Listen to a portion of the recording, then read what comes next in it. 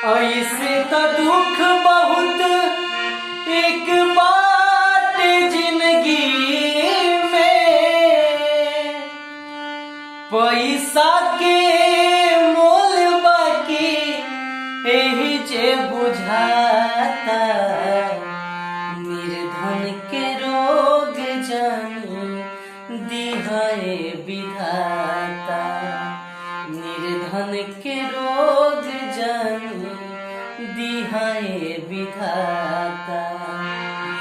ऐसे तो दुख बहुत एक बात जिंदगी में, पैसा के मोल बाकी एही जे बुझाता, निर्धन के रोग जानी दिहाए विधाता, निर्धन के रोग जानी दिहाए विधाता।